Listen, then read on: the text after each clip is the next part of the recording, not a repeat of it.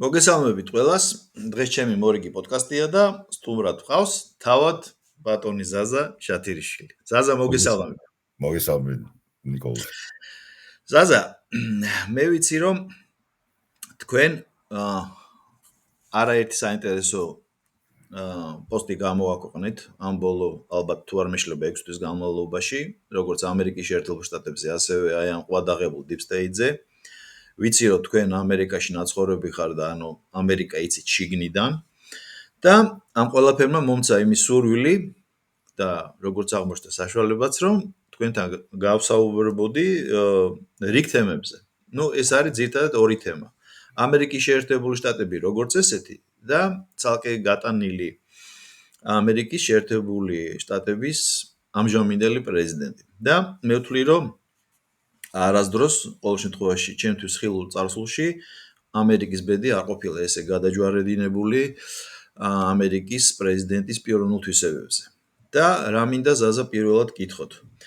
აი ის რაც ახლა ამერიკაში ხდება და რას გულისხმობ. 24 დღიანი, 25 დღე არის დღეს მე მგონი შატდაუნი. 38 ტრილიონი დოლარი შიდა ვალი. სახელმწიფო ვალი. ამას წინათ ექსპერტებმა გადათვალეს და თითო მოსახლეზე 111 თუ 101,000 დოლარია ფიქსირებული გადასახადი. წარმოიდგინეთ ამ ყველა ქვეყანაზე. და ამასთან ერთად ამერიკის ჩართულობა რუსეთ-უკრაინის ომში თითქოს მომრიგებლად, თითქოს ეს ამერიკის ინიციატივით აყოფილიყოს თავის დროზე დაწყებული. აი, რა სიტყვით ამ ყველაფერზე, ანუ ოქსიმორონზე, ერთი რომ მშვიდობის ყოფილობა სურს სისტემას და პლუს კიდე აი ამდენი პრობლემა აქვს და მე პრობლემაზე კიდე გეტყვით ბევრი მაქვს ჩამოწერილი და ესე უბრალოდ რომ თემატურად გავშალოთ. კი ბატონო, დიდი მადლობა ნიკოლოზ, ძალიან სასიამოვნოა ეს საუბარი თქვენთან ადამიანთან, რომელიც უკვე 10 წელია ამერიკაში ხართ და უკვე კარგად იცით გესმით ეს გარემო. ნიუ-იორკი გარკვეულადზე ძალიან რეპრეზენტაციულია რაღაცა მე ესე ვიტყოდი რომ თითქოს ამერიკის შიდა სარკე არის, სადაც აი ყველაფერი შეიძლება ნახო, ყველანაირი ტიპის community, ყველანაირი ტიპის არა მარტო ამერიკა, მე ვიტყოდი რომ აი გლობალური მსოფლიო ყველაზე კარგად ჩანს ნიუ-იორკში. ალბათ ესეთი მეტაფორა რო გამოვიყენოთ, აი როგორც წყლის წვეთში მთელი ზღვა რო აისახება. და მოდით ესე ჯერ დავიწყოთ იმით, რომ თვითონ ტრამპის ფენომენით დავიწყოთ, აბსოლუტურად გეთახმებით იმაში, რომ არასოდეს არ ყოფილა ისე მე რაც შეერთებული შტატების ისტორია, რაც ვიცი, ხო მე ამერიკანისტი ცხადი არა ვარ, მაგრამ რაც ვიცი, რაც მინახავს და ის პოლიტიკური გამოცდილება ხო მოვლენებს ვაკვირდები დაახლოებით 70-იანი წლებიდან, ასეთი მნიშვნელობა, აი რეიგანის კი რომელსაც ჩვენ 1980 წელი იყო და მახსოვს აი როგორ ველოდებოდით ყოველ შემთხვევაში მე გულისხმობ ჩვენი თბილისური აი ეს წრე, მე და ჩემი მეგობრები რომ აი მოვა ადამიანი რომელიც ძალიან ანტისაბჭოთა ვიყავი დისტენცი ცხადე არ ყოფილა არასოდეს, მაგრამ აი რასაც ქვია ეს განწყობა პროამერიკული, პროდასავლური და რეიგანში ხედავდი მართლა ადამიანს, რომელსაც მართლა რაღაც შეუძლია ეს სერიოზ. მიუხედავად ამისა, რატომ მოიყვანა რეიგანის, მაგრამ მიუხედავად იმისა, რომ მართლა ძალიან დიდი როლი შეასრულა პროცესებში, ასეთი დიდი გავლენა, რაც დღეს აქვს შეერთებული შტატების პრეზიდენტს მსოფლიოზე, მე არ მახსოვს. ყველანი ვიძინებ და ვიღვიძდება ტრამპი რა ხასიათზე გაიღვიძებს, როგორ დაიძინებს, რა სიტყვის პირველი პოსტი რა იქნება იქ ტვიტერში რაზეც და პრაქტიკულად აი ამ სიტუაციაში ვართ უკვე მოყოლებული 20 იანვრიდან მოყოლებული აი ამ სიტუაციაში. 9 თვეა უკვე თითქმის. 9 თვეა უკვე, კი ბატონო, დღეს არის უკვე 25 თქვენთან ჯერ კიდევ კარგად არის 25 ოქტომბერი, ჩვენ 26 ვახლოვდებით, მაგრამ არის თქმა მინდა რომ მეორე მომენტი რაც არის ძალიან მნიშვნელოვანი, ასე ომს რაც შეეხება, ხო თქვენ იმ წამსვე ახსენეთ უკრაინის ომი და არ შეუძლებელია ეხლა ეს რა მისი დამოკიდებულება, ხო? აი ამას რა საქანელასაც უწოდ ტრამპის საქანელა ხან აქეთ გაქანდება, აგერ ტომაჰავკები უნდა მისცეს უკრაინას, მეორე გამოქანდება და აგერ ბუდაპეშტში შეხვედრა აქვს პუტინთან, უცებ ახლა ისევ სანქციები, მერე აღმოჩნდება რომ არაძლევს უფლებას უკრაინის სიღრმეში და ნუ ხო და კიდევ განცხადება ძალიან მნიშვნელოვანი ალბათ აი ბოლო პერიოდისა რომ ესე იგი მისი პოლიტიკა მდგომარეობს იმაში რომ მას ზეწოლა იქნება როგორც პუტინზე ასევე ზელენსკიზე ხო ესე იგი ალბათ ყველაზე მნიშვნელოვანი არის რა თქმა უნდა ეს კონფლიქტი ახლა ნუ თუ ძირამდე ჩავალთ ნატოს გაფართოებამ გამოიწვია და ეს არ არის მარტო ჩემი და თქვენი აზრი, არამედ ბევრი ექსპერტის, პოლიტოლოგის, პოლიტიკური ფილოსოფოსის მოსაზრება, ვისაც დაწყებული ფრანგი შესანიშნავი სოციოლოგი და ფილოსოფოსი ემანუელ ტოდიდან დაწყებული და ჯონ მირშაიმერი, ჯეფრი საქსი და სხვა გაგრძელებული და არა მარტო ხო და ნუ ძალიან დიდი წვლილია წინა ადმინისტრაციის რა თქმა უნდა პროცესებში ხო კონფლიქტის ტრამპი რას ცდილობს ტრამპის თავარი როგორც დღეს ნარატივი რა არის ეს არ არის ჩემი ომი ეს არის წინა ადმინისტრაციის ომი მას უნდა დისტანცირება და რაღაცნაირად ახერხებს ამ დისტანცირებას და მე პირადად ესეთი შტაბ-შტილება მრჩება რომ მისი სტრატეგია არის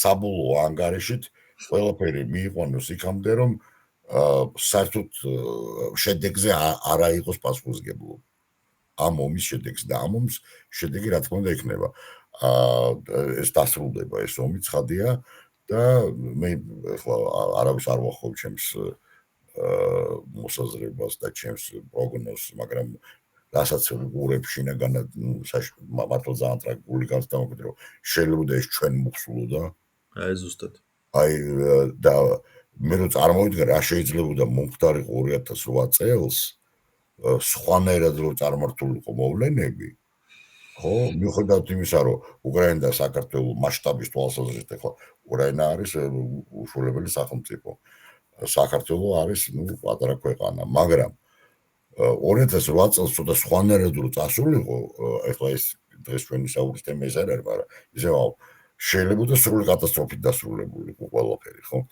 და მე რასაც ვუყურებ ესე იგი ის უკანასკნელი დარტყმები უკრაინის ენერგეტიკაზე და საზოგადოოდ აი ამ ფრონტზე რაც ხდება კი ბატონო აქ შეიძლება ვერ დაინახოს ადამიანმა ვისაც მაინც და მაინც არ აინტერესებს მოვლენები ან სხვანაირი ოპტიკა არ უნდა ობიექტური ყურება შეიძლება ვერ დაინახო რაც ხდება ფრონტზე თუმცა ფრონტზე ჩემი აზრით ძალიან სავალალოდ არის საქმე მაგრამ რაც ბოლო პერიოდში დაემართა უკრაინის ენერგეტიკას რომლის დიდი ნაწილის აღდგენა უკვე შეუძლებელია და პირდაპირ თვითონ უკრაინის ხელისუფლების წარმომადგენლები ხალხს ეუბნებიან რომ მოემზადეთ ცივი ზამთრისთვის ეთქვია ნუ უმძიმეს ჩვენ პრინციპში უყურებთ ტრაგედიას რაც ახლა ხდება აი ჩვენ უყურებთ ჩვენი თვალით რას ნიშნავს ქვეყნის ჩამოშლა დანგრევა განადგურება демографიულ პერსპექტივაზე არ ვლაპარაკობ მოსახლეობის ამხელან ნაწილი არის გასული ქვეყნიდან და საერთოდ რაზე მაგრამ ეხლა დაუბრუნოთ აი მოკლედ ამ ყველაფერზე არ უნდა ტრამპს პასუხისმგებლობის აღება ამიტომ თქვი ეს ყველაფერი ტრამპს უნდა რომ და არაერთხელ უთქვამს და ამბობს და ეს არის მისი ლაიტმოტივი მისი დისკურსის პოლიტიკური დისკურსის რომ ეს არის წინა ხელისუფლების ბრალი რომ ეს მისი ომი არ არის ეს არის ბაიდენის ომი და აქედან გამომდინარე მას არ უნდა აიღოს შედეგებზე პასუხისმგებლობა რომ მეტიც მას უნდა რომ გამოვიდეს ამ სიტუაციიდან და თავი წარმოგვიდგინოს და ესეც ამას აკეთებს კიდეც რომ თითქოს ის არის ასე ვთქვათ არბიტრი რომ ის არის მომრიგებელი მოსამართლე თქვა და ასე. იცით რა არის ზაზა? მე ესე ვიტყოდი მოგეთ. არა აი ესე მესახება მე კი, აბსოლუტურად გეთახვები და აქ მე მაგალითად ესეთი კითხვა მიჩნდება და მარტო მე არა, ზაზა, რომ ისე ამბობს დონალდი ჩვენი ტრამპი, რომ თითქოს ბაიდენი ყოფილიყოს გონდურასის პრეზიდენტი. ეს იგივე სახელმწიფოა, ეს იგივე სახელმწიფოა, ზუსტად იგივე ინტერესები და უბრალოდ მან ჩაანაცვლა და საწავიდა სამართალ მემკვიდრეობა, პასუხისმგებლობა. კი ბატონო, აბსოლუტურად გეთანხმებით. იცით რა, მოდით ერთი კიდე რაღაც აღვნიშნოთ, მით უმეტეს რომ აი თქვენ უკვე ამდენი ხანი ამერიკაში ხართ და კარგად შეიძლება ჩვენი მსმენელისა და მაყურებლისთვის ეს არ არის იმდენად ცხადი და არა იმიტომ რომ ნუ ახლა ინტერესი ახლა შენ უბრალოდ ყველაზე შენი ქვეყანა გაინტერესებს თან რუტინაშია აქ უმეტესობა ჩართული რუტინასაც რომ თავი დავანებოთ რაც უნდა დაინტერესებულიყო მან შენ აღიქვამ გარშემო კონტექსტს ხო დავშე თურქეთი აზერბაიჯანი რუსეთი ირანი და ასე შემდეგ ის როგორ არის მოწყობილი ამერიკული სისტემა ეს შეიძლება არც გაინტერესებს ან ვერ ხედავდი ან არ ხედავდი ხო ყველაზე უფრო მნიშვნელოვანი ალბათ არის ის რომ მოირხა check and balance system რასაც ამერიკაში უწოდებენ და სასამართლოს როლი აი ეს არის ალბათ ძალიან მნიშვნელოვანი საქართველოში ალბათ ბევრს არის მოდა რატომ იყო ესეთი გართულება გარკვეულ პერიოდამდე რატო არ შეიძლება ოპოზიციური ფიგურის დაჭერა ხო ეხლა არ შეიძლება იმიტომ რომ ამერიკა არის ეს მოწყობილი რომ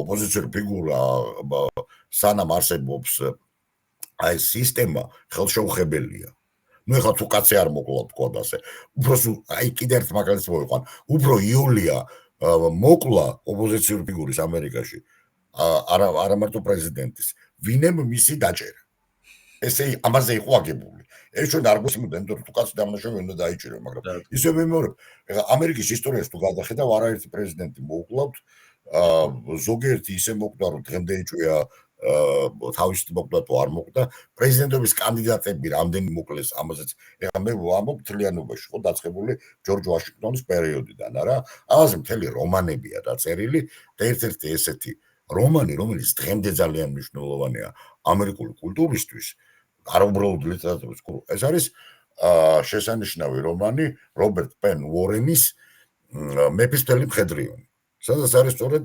ლუიზიანელი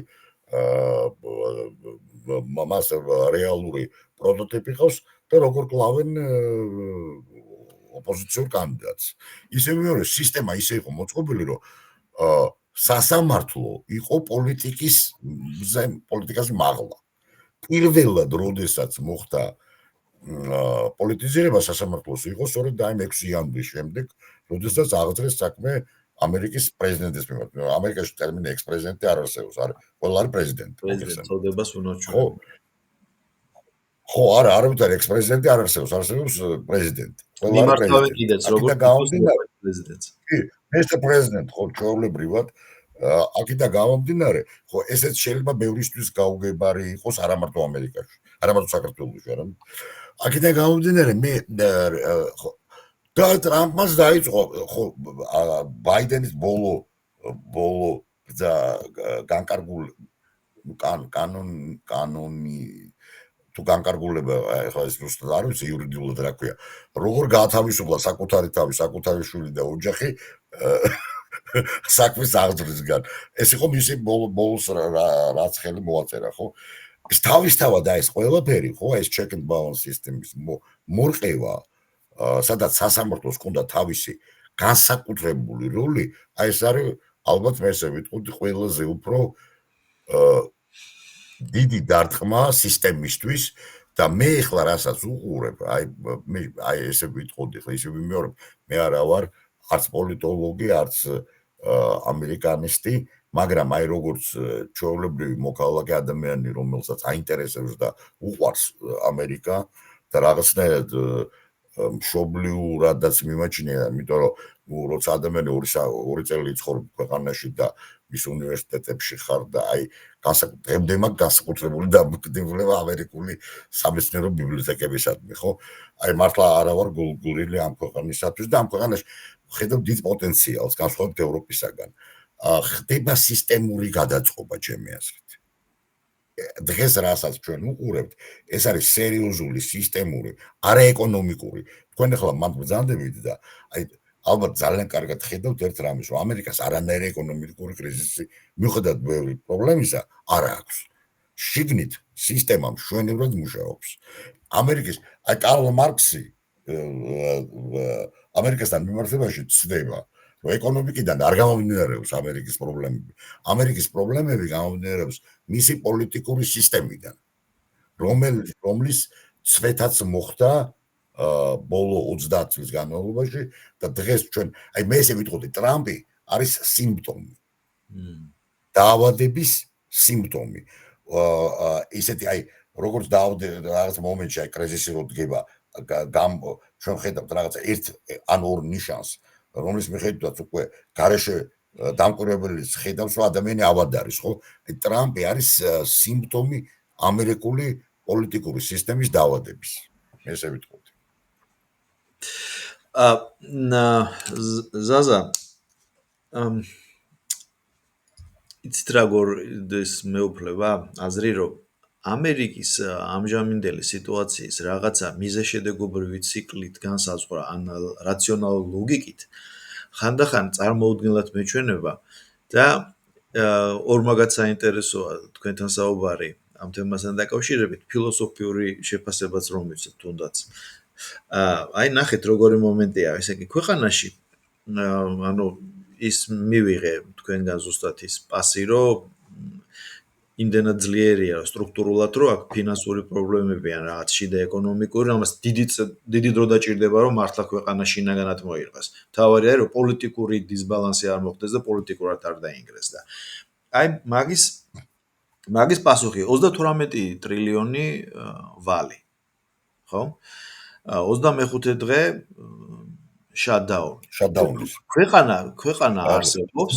სმენელს და მაყურებელს რომ აუხსნათ, რომ ეს შატდაუნი ნიშნავს იმას, რომ არ გაიცემა ხელფასი, სახელმწიფო ჩინოვნიკები უკვე მუშაობენ ხელფასის გარეშე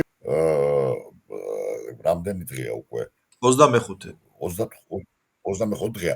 ანუ ბიუჯეტი არ არის დამტკიცებული.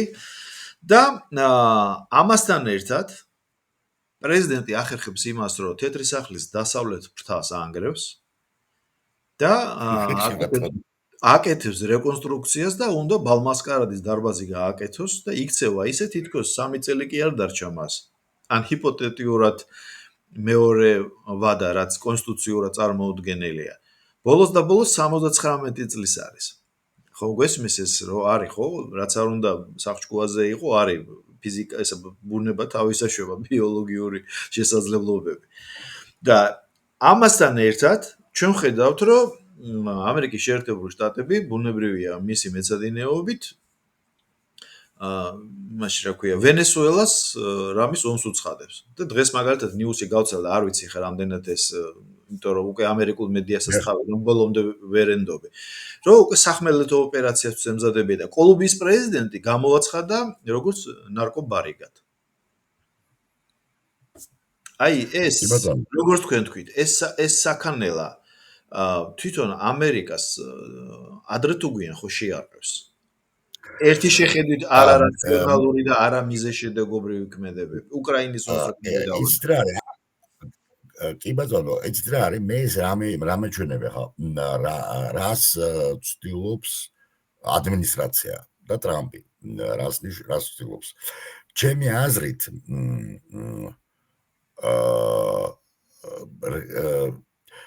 ტრამპმა და მისმა ადმინისტრაციამ, მოდი მთლიანობაში ვთქვათ, მიუხედავად იმისა, რომ შიგნით არის წინააღმდეგობები და არის სხვადასხვა ნაკადები, ვთქვათ ახლა რუბიო, ვენსი, ცოტა სხვადასხვა პოზიციებზე დგანან და რა ვიცით ეს, მაგრამ მიუხედავად ამისა, მე მაინც მეჩვენება, რომ თუმცა არის გარკვეული ისე ვიმეორებ, აი სწორედ ამის გამო შეიძლება არის გარკვეული ტემპი არ არის ისეთი. რას გულისხმობ ახლა?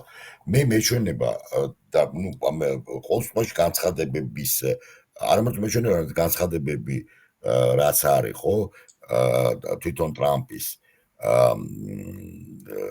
გარკვეული აზრით ეს ძალიან წააგავს მონროს დოქტრინის რაღაცნაირ დააპგრეიდებას თუ მის ტრანსფორმირებას თქვა და ასე მონროს დოქტრინა ისახავდა ესე იგი გულისხმობდა იმას რომ შეერთებული შტატები მხოლოდ თავის ნახევარსფეროში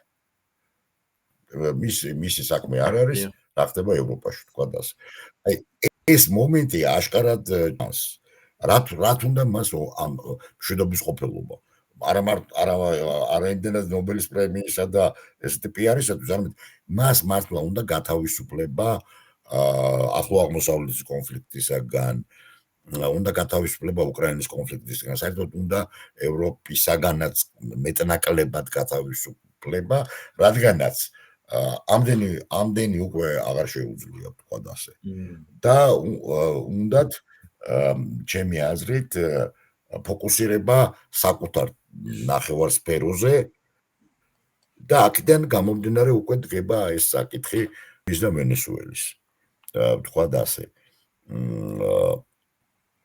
როგორ ჩანს ეს კონფლიქტი მადუროსთან დაკავშირებით აი მე და თქვენ დაახლოებით ერთავის ადამიანები ვართ და გვახსოვს ძალიან კარგად ნორიეგას кейსი უფროსი ბუშის სენიორ ბუშის პერიოდში როგორ რაუკნეს ნორიეგას როგორ ჩამოაგდეს მიუხედავად იმისა რომ სრულად ლოიალური იყო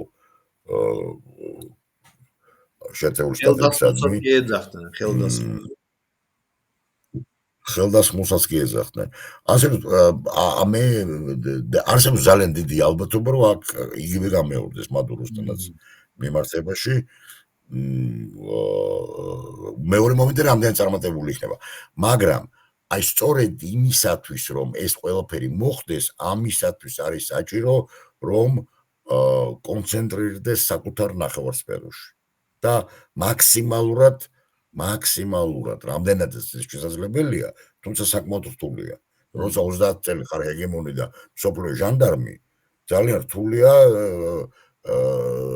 რთულია ერთ წამში გათავისუფლდა ამ ყველაფრისაგან მაგრამ აი მე ესე მეჩვენება რომ საბოლოო ამოცანა ადმინისტრაციის არის ეს რომ კონცენტრირდეს თავის საკუთარ ნახევარსფეროში და აქედან გამომდინარე თავის საკუთარ პრობლემებზე.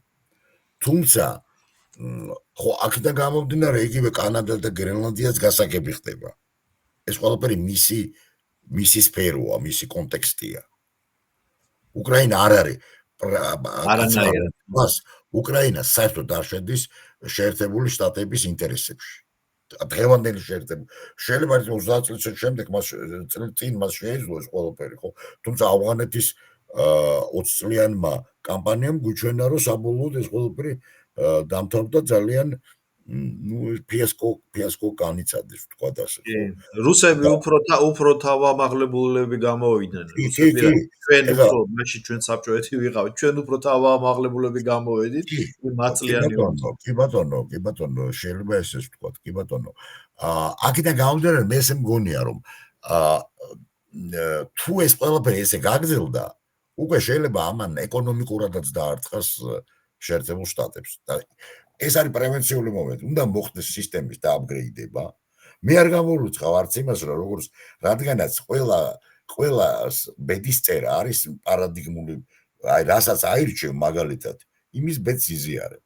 და თუ ამერიკა არის რომი, მაშინ რომის ისტორიაში დგებოდა პერიოდი, როდესაც კონსულების, ანუ პრეზიდენტის ინსტიტუტის დასვლად ჩნდებოდნენ დიქტატორებიც და იმპერატორებიც მერე. მე არ გამოვიწყავ რომ ზუსტად ეს ხდება შეერთებულ შტატებში, როდესაც სისტემა რომ გადარჩეს ცდილობს ტრანსფორმირებას. თუმცა აქვე გავითვალისწინოთ ის თუ ანალოგია იყოს, როდესაც ავგუსტუსმა გაიმარჯვა საბოლოოდ სამოქალაქო ომში, მას მიაჩნდა რომ მან აღადგინა რესპუბლიკა. არავითარი იმპერატორი ტერმინი არ არსებობდა იმ პერიოდში, ასე რომ ისევ აი მეორე მომენტი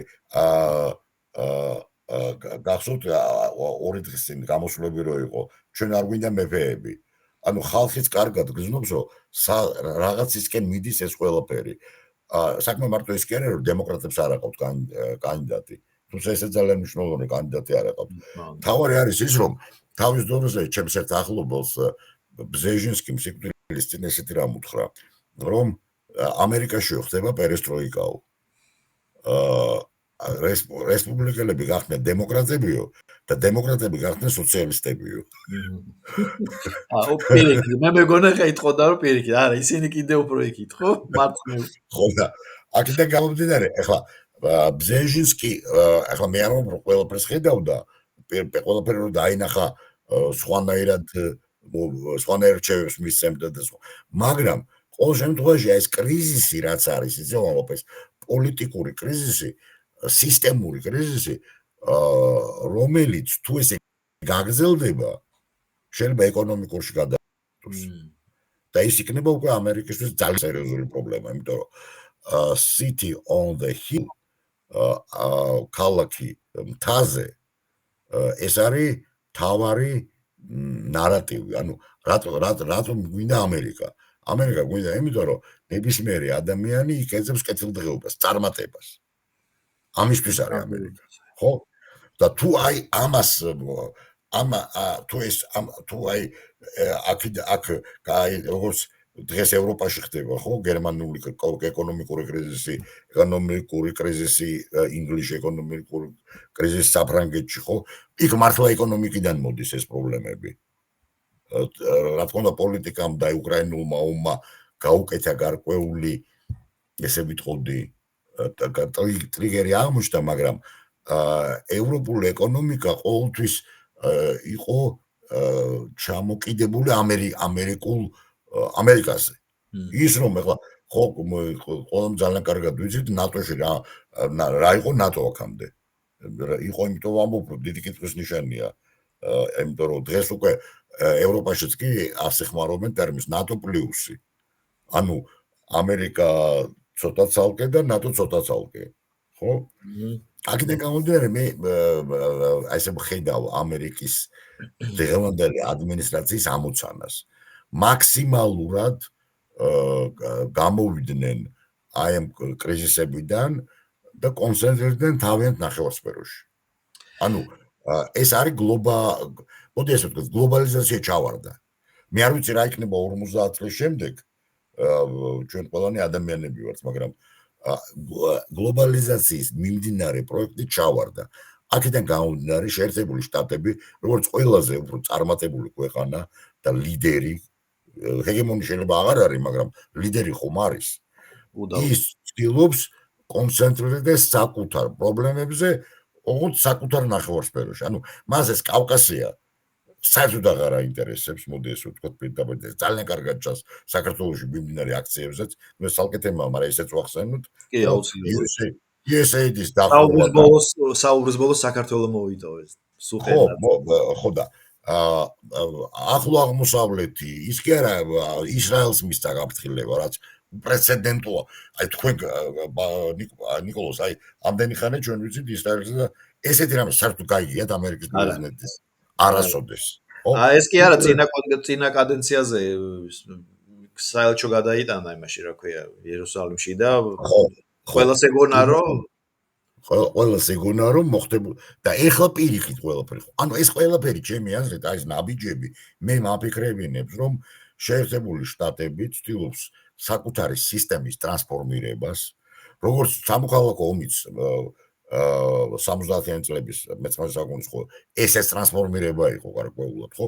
აი ახლა მოვიდა რაღაცა ეტაპი, როდესაც ასევე საჭიროა ტრანსფორმირება, როგორი იქნება ეს სისტემა, მე ამას ვერ ხედავ ცხადია, იმიტომ რომ ეს ჩემს ადამიანურ ძალებს აღემატება, მაგრამ ერთ რამეს ძალიან კარგად ხედავ, რომ სისტემა განიცდის ტრანსფორმირებას და ერთ-ერთი ნიშანი არის ის, რომ შეერთებულ შტატებს უნდა გამოსვლა ამ გარეშე სხვა ნახევარსფეროს კრიზისებიდან, უკრაინის, ახლო აღმოსავლეთის, მეტნაკლებად კავკასიაც ვთქვათ, კიბა ინდოეთი, პაკისტანი და ასე შემდეგ. არ მას უნდა ყველაფერი ამის რაღაც დონეზე დასრულება, დამთავრება, მიფუჭეჭება, ან საბოლოო ჯამში ისეთი სახე შექმნა, რომ რაღაცნაირად გადაწყდა და გამოსვლა ამ ყველაფერიდან, რათა კონცენტრირდეს საკუთარ თავზე და საკუთარ ნახევარსფეროზე. აქედან გამომდინარე, ის რომ გრენლანდიაზე რომ ლაპარაკობს და მე შეგახსენებთ, შეიძლება ჩვენ მაყურებელმა ესე კარგად, იმიტომ კი არა რომ ამერიკის შეერთებული შტატების უდიდესი ნაწილი ნაყიდია. არა დაპყრობილი, არამედ ნაყიდია. ცალკე ფრანგებისგან, ცალკე ჰოლანდიელებისგან. ჰოლანდიელებისგან, ფრანგებისგან. ანუ ეს არის თუ ავიღებთ ამ დიდ ისტორიას, რომელიც იწყება 1770-იან წლებიდან, ამ დიდ დროში, არაფერი უცნაური ამაში არ არის. ეს როგორც ალასკა იყიდა რუსებისგან, ლუიზიანა ფრანგებისგან. უდიდესი ნაწილი ამ შტატების არის არა დაპყრობილი, არამედ ნაყიდი. ასე რომ არაფერი ამ განსაკუთრებული არ არის. ეს უბრალოდ ჩვენი ეგრეთ წოდებული ლიბერალებისათვის არის ეს ყველაფერი უცნობი, იმიტომ რომ ესე ყველაფერთან ერთად საქართველოს სწორედ იმიტომაც არის ღვთისმშობლის სწავლული ქვეყანა, რომ ჩვენი ლიბერალები აბსოლუტური დებილები არიან და ღმერთმა გადმოგხედა. არაფერი არ იციან. პირველ რიგში ლიბერალიზმის ისტორია არ იციან და შეერთებული შტატების. მაგითი გვეშველა. სუპს არა. ზაზა, ესე იგი პრინციპში აი ეს რყებები და ეს საქანელა, ეს პოლიტიკური საქანელა, ესე იგი ფაქტობრივად სისტემას არყევს იმ დონემდე, რომ მაქსიმალურად დისტანცირება მოახდინოს და რაც შეიძლება მალე გაეშვას აი ამ დიდ გლობალურ სისტემას, იმიტომ რომ ხვდება, რომ ეხლა არის გადამწყვეტი ჟამი, რომ უნდა გადანაწილდეს პოლიტიკა, იმიტომ რომ როგორც ამბობენ ეს მრავალ პოლუსიანი თანამედროვე სამყარო და ასე შემდეგ და ყოველთვის მქონდა კითხვა თქვენს დაგისვათ ამას, რომ როგორ შეიძლება საღად მოაზროვნე კაცმა, ახლა ტრამპი ხო უდაოდ საღად მოაზროვნეა, ხო, რომ როგორ შეიძლება იმის დეკლარირებით, რომ ჩინეთი უნდა ჩამოვაშორო რუსეთს, ჩინეთს უწესებდე სანქციებს და ფაქტობრივად კორიდორს უტოვებდე, რომ იქნებ როგორმე ჩინეთთან ახლოს გადარჩენის ველი და იგივე ინდოეთზე ამბობდე, რომ დაუშვათ ჩვენ გვინდა რომ ეს სამკუთხედი რუსეთი, ჩინეთი, ინდოეთი გამოვიყვანოთ და ამ დროს ინდოეთზეც ზეწოლას ახდენ. ერთი შეხედვით ეს გაუგებარია, მაგრამ აი იმ ლოგიკით რაც თქვენ ბძანეთ, რომ აი ეს ყევები და ეს ყველაფერი იმიტომ ხდება, რომ ადრე თუ გვიან ყოველ შემთხვევაში ცდილობს, რომ მისი მმართველობის მეორე ვადის პერიოდში ეს რაღაცნაირად გადანაწილდეს. ანუ ეს არის ფაქტობრივად ხელოვნური რყევები. ასეა, ხო? ალბათ. გეთახმებით უფრო მეტიც მე მგონი ჩვენ უნდა განვასხვაოთ ერთი მეორესგან რას ამბობს ტრამპი და როგორ იქცევა და მესამე რა შედეგები გვაქვს. უნდა უყუროთ შედეგების მიხედვით ალბათ ისე ვამბობ, აი სტრატეგია და ხშირად გარდა რომ უყურებ თუ ვერ ხედავ აი ამ ლოგიკას, გეჩვენება რომ ეს რაღაცნაირი ის არის, რა ქვია, აი ივანე საბანიძეს ქართველები ირყევდნენ ვითარცა ლერწამნი ქართაკან ძლიერად. ტრამპის ეს ყევა არის ზედაპირზე, რასაც ვხედავთ, მაგრამ სინამდვილეში მე მიმაჩნია რომ ეს არის სწორედ ამ სტრატეგიის ნაწილი. ისი მიხედვითაც ის აი ყველას გინდათ ის გააკეთეთ ჩინეთმა, ინდოეთმა, რუსეთმა, კი ბატონო ევროპამაც, მე ჩემი პრობლემები მაქვს. მაგრამ ესეთი რასაც ქვია შემოbrunება და შემოტრიალება ხო ერთ წამში არ ხდება. აქედან გამომდინარე ეს არის ამას ვიტყოდი, ეს არის მისი ადმინისტრაციის სტრატეგია. ისე ვიმეორე მე ახლა ისე ჩათვალოთ რომ მე დარწმუნებული ვარ იმაში რომ ეს ტრანსფორმაცია წარმატებულად ჩაება. შეიძლება არ ჩაიეროს წარმატებულად. მაგრამ მე მიმაჩნია რომ შეერთებულ შტატებს აქვს ამისი პოტენცია. განსხვავებით ევროპისაგან. შეერთებულ შტატებს ნამდვილად აქვს ამისი პოტენცია, ერთი განსხვავებით ევროპისაგან ეს არის ბევრად უფრო მოქნილი, ძლიერი და ეკონომიკურად ბევრად უფრო ცოცხალი ქვეყანა და აქედან გამომდინარე მაინც მგონია რომ შესაძლებელია სისტემური ტრანსფორმირება. ოღონდ რა თქმა უნდა ეს ამერიკა იქნება განსხვავებული ამერიკა. იმისაგან რაც ჩვენ ვიცოდით, თქვათ ასე, აი ცივი ომისა და პერიოდში. განსხვავებული ამერიკა იქნება, ისევე მეორე ახლა ანალოგიები რა თქმა უნდა მნიშვნელოვანია, მაგრამ საბოლოო ანგარიშით ისტორია ყოველთვის ახალია. შეიძლება რაღაცა მატრიცული მომენტი მეორდებოდეს, მაგრამ ახალია, ასე რომ ჩვენ არ ვიცით რა სახე ექნება ამ ტრანსფორმაციას. ნუ ახლა თუ ძალიან სწრაფად არ მოხდა.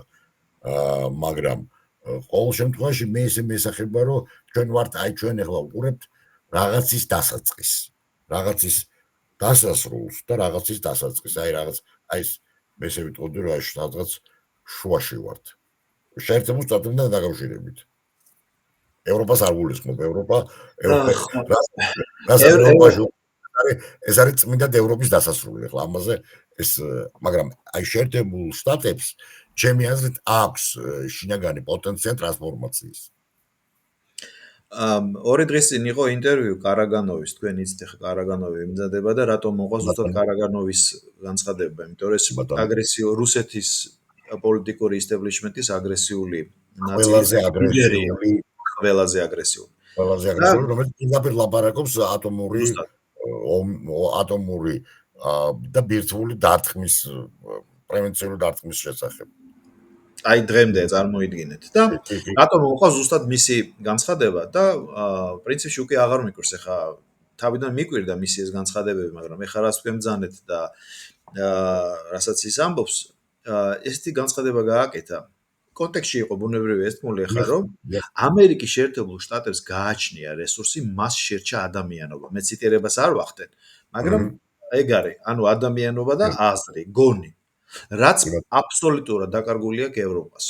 აი ნიველირებულია და ჩამოთვალა ზუსტად არა წმენა, არა სქესი, არა ზნე და აი მოკლედ თელი შლეიფი ჩამოთვალა და ამ აგრესიული კაცისგან, პოლიტიკოსისგან ცოტა არ იყოს და ეხა მესამეჯერ მოусვინდა ზუსტად იგივეს ამბობს რა და აი რა რაც თქვენ ძანეთ ის იგი ამერიკას შერჩა ზუსტად ის შიგთავსი თუ წარმატები ტრანსფორმირდა, ნუ ყოველ შემთხვევაში იქნება ერთ-ერთი ყველაზე დიდი და შესაძლებლობების ქვეყანა. მართალია მარჯვენა ნახევარსფეროზე მთლიანად ჩრდილოეთ სამხრეთ ამერიკაზე იქნება მას გავლენა,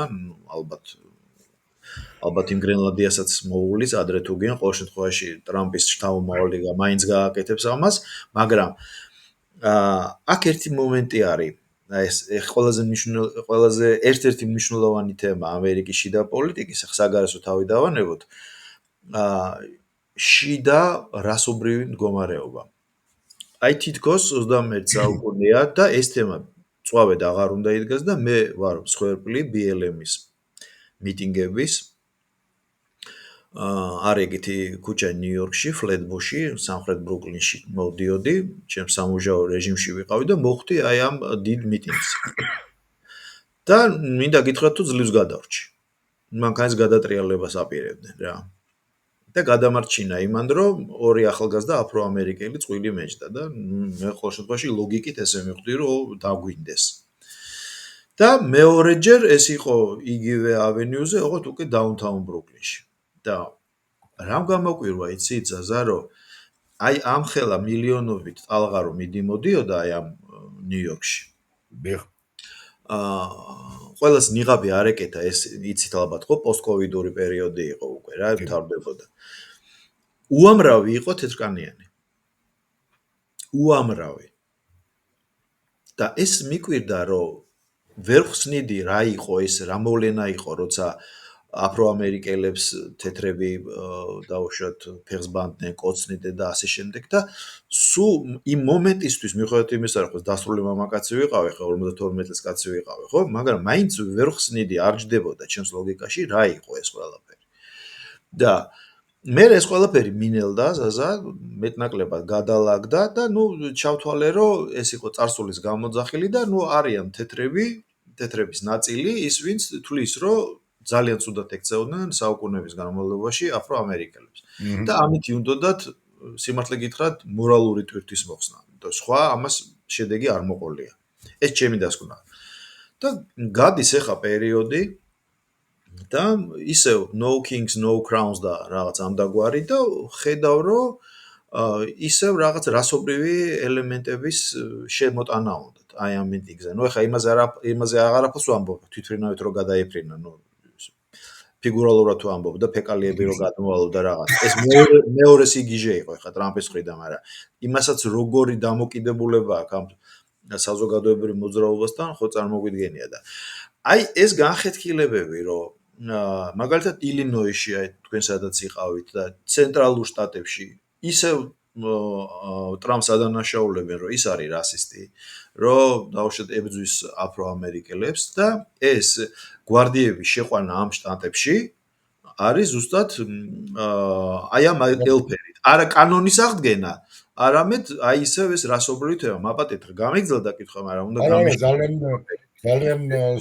ზუსტი მე შევიტყოდი, ეხლა თქვენ რასაც ამობთ, ეს არის აი ზუსტად ის პრობლემა ერთ-ერთი, რომელიც არ არის ეკონომიკური ხასიათის და არის საერთოდ კავშირში არ არის, ეს საერთოდ არის კულტურულ რასობრივი ხასიათის და უნდა ვთქვათ, რომ ესეც რა თქმა უნდა ჩვენი მსმენელისთვის და მაყურებლისათვის რა თქმა უნდა გაუგებარია და ძალიან ძნელია საქართველოსთან ეს არ ჩანს და იმ საქართველოში რომელიც სადაც ახლა ლიბერალებს არ უყვართ, როცა ჩვენ ქვეყანას ვაკებთ, მაგრამ საქართველოში სადაც არც ანტისემიტიზმი ყოფილა და არც და ახო ამბობენ რომ აი არმენოფობია და რაღაცა და ნუ ეს შარჟი იყო ზაზად ეს იმენად სასაცილოა ახლა ჩვენ მე გაზრდილი ვარ სწორედ ისე დუბანში სადაც ხო და ეს მეგობრული შარჟი ჯერ კიდე საბჭოთა კავშირი იყო თბილისში მე ვთხარ თუ გინდა გაიგო ვინ არის ქართველი ვინ არის სომეხი უნდა დადგა ტელევიზორი ვინც ბალიშიკობს დინამოს ის არის ქართველი მეთქი და ვინც ბალიშიკობს არავის ის არის სომეხი მეთქი რომ სხვადასხვა შეუძლებელია გარჩევა ვინ არის ხო მაგრამ მაგასაც თავიდან უბრალოდ რა არის რასობრივი მომენტი არის მართლა ძალიან მნიშვნელოვანი და ეხლა მე უნივერსიტეტებში როგორც ბერკლიში ასევე ჩიკაგოში განსაკუთრებით ბერკლიში ბერკლი არის ერთ-ერთი ყველაზე უფრო მემარცხენე უნივერსიტეტი და მე ვიყავი ზუსტად ერაყის ომის დაწყების წინ 2003-2004 წლებში და უნდა ითქვას რომ ეხლა რასაც თქვენ ბელემზე ლაპარაკობთ მე ის პირდაპირ ვნახე უნივერსიტეტებში და მე ეს ვიცოდი რომ ეს გამოვიდოდა უნივერსიტეტიდან ხო ეს თქვენ როდის ნახეთ და მოედებოდა 23 წელს კი ეს 21 აი კი აი ესე იგი მე 22 წლის წინ ასე რომ ჩემთვის ეს და მე მქონდა ეს უნიკალური მომენტი აი ადამიანი რომელიც ცხოვრობს სხვა კულტურაში და იძლევა საშუალებას სხვადასხვა მხრიდან შეხედოს ამ კულტურას მე ერთი მხრივ ვიყავი უნივერსიტეტის ბერკლის და შემდეგ ჩიკაგოს უნივერსიტეტის visiting scholar რასაც ქვია მეორეჯერ ფულბრაიტის სტიპენდიით ანუ საკმაოდ ესეთი პრესტიჟული სტიპენდია, რომელიც საშუალებას გაძლევს მუშაობის თავისუფალი კვლევის და ამ შემდეგ. და მეორე მომენტი, ესე იგი ერთი მხრივ ხარ უნივერსიტეტის კომუნიტის წევრი, მეორე მხრივ როგორც ამერიკაში practicing Catholic, ესე იგი კათოლიკე, რომელიც ყოველ კვირას დადის ეკლესიაში. მე ვარ ჩიკაგოს უნივერსიტეტის წმინდა თომას მრევლის წევრი. ანუ ორი მხრიდან უყურებ, იმიტომ რომ განსხვავებით ესე იგი საქართველოსაგან უნივერსიტეტი და ეკლესია ეს არის აბსოლუტურად სხვადასხვა სამყაროებია. აი უნივერსიტეტში მაგალითად როცა ადამიანს ამბობენ he's Christian ეს ფაქტობრივად ნიშნავს იმას რომ ის არის იდიოტი. ეს ინტელექტუალები მართლა? ნუ ეხლა ესე ხო და ხო, მაგრამ ფიგურალურად, მაგრამ ხო ამბობენ არა. კი, რა თქმა უნდა. ხო და, ნუ საკმაოდ ესეთი დამოკიდებულება ქრისტიანობის, ნუ ჩიკაგოს უნივერსიტეტში შედარებით ნაკლებად, უფრო ბერკლის უნივერსიტეტში, მაგრამ ჩიკაგოს უნივერსიტეტშიც საკმაოდ ესეთი დამოკიდებულება იყო ქრისტიანობის მიმართ. ხო, მეორე მხრივ უყურებ ხარ ეკლესიაში და ამ ეკლესიაში უყურეთ რა არის საინტერესო. გამომდინარე ჩიკაგოს სპეციფიკიდან, სადაც დაახლოებით 30% არის თეთრი, 30% არის შავი და 30% არის ლათინოსი, რაც უნიკალურია სხვათა შორის, იმიტომ რომ მე როცა ზუსტად იმ პერიოდში ვიყავი, როცა ობამა გახდა პრეზიდენტი. აი ორი თვით ადრე ჩავედი და მაშინ მივხვდი რომ ეს არის ერთადერთი ქალაქი, სადაც შეიძლება ყოფილიყო ესეთი ფენომენი, როგორც არის ობამა, გაჩენილიყო. იმიტომ რომ ეს არის მე რაც მინახავს ერთადერთი ადგილი, სადაც შავი მოსახლეობა ინტეგრირებულია საუნივერსიტეტო სივრცეში მეტნაკლებად. ეს ძალიან დიდი იშვიათობაა. აი ზანგი პროფესორები პირველად ნახე მაგალითად. ბერკლი იყო ძალიან მემარცხენე, მაგრამ მე არ მინახავს humanity რასაც ქვია comparative literature-ში ან philosophy ან მაშინ ზანგი აქ პირველად ნახე ზანგი ლინგვისტი და მივხვდი რომ ეს რაღაც ისეთი ადგილია მართლაც რა თქმა უნდა არის ხო და კიდევ ერთი ძალიან საინტერესო მომენტი მრევლის 30% იყო ზანგი კათოლიკური მრევლის და დიდი ნაწილი სხვათა შორის იყო კონსერვატორი. იმიტომ პირველის ყოვლისა ეს არის კათოლიკე და მერე არის ზანგი.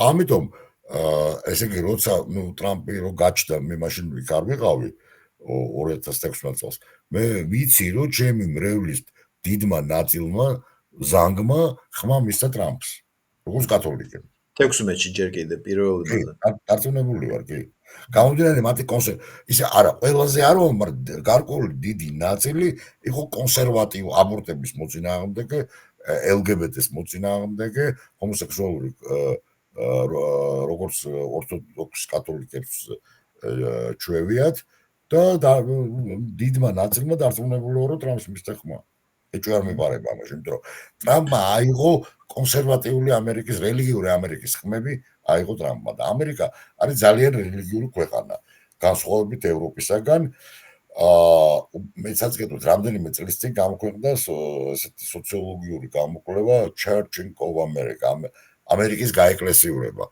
და იქ არის მთელი რიცხვებია რომ აი უფრო და უფრო ხდება ამერიკის გარელიგიურება ესე იგი ამერიკის მოსახლეობის 80% არის ამა თუ იმ დენომინაციაში ქრისტიანულ დენომინაციაში ძალიან დიდი რიცხვია და ეს ერთადერთი ქვეყანა სადაც მოდერნიზაცია და ქრისტიანიზაცია ერთმანეთს არათუ ხელს არ უშლის არამედ ფაქტობრივად გვერდი-გვერდზე ხდება. განსხვავებით ევროპისაგან. ეს თავის დროზე შეამჩნია შესანიშნავმა ფრანგმა ისტორიკოსმა ალექსის დე ტოკვილმა, რომელმაც ჯერ კიდევ მე-19 საუკუნის პირველ ნახევარში მოგზაურა ამერიკაში და დაწესებული წიგნი, რომელიც არის დღეს სამაგიდო წიგნი ყველასთვის, Democracy in America, დემოკრატია ამერიკაში. სადაც აჩვენა ბევრი რამ ისეთი, რაც ევროპაში შეუძლებელია. და რაც განაპირობებს მისი აზრით ამერიკის მომავალ უპირატესობას ევროპას. ესე იგი, პრინციპში ერთადერთი ხელისშემშლელი ჰიპოთეტიურად თუ იქნება ტრამპის აი ეს ესეთი გრძელვადიანი პროგრამა შესაძლოა იყოს შიდა დაპირისპირება ალბათ შტატებს შორის და მე ისევ ვამბობ შესაძლოა შეიძლება ესეც ისე გადალაგდეს რომ ყევები იქნება მაგრამ სერიოზული არა მაგრამ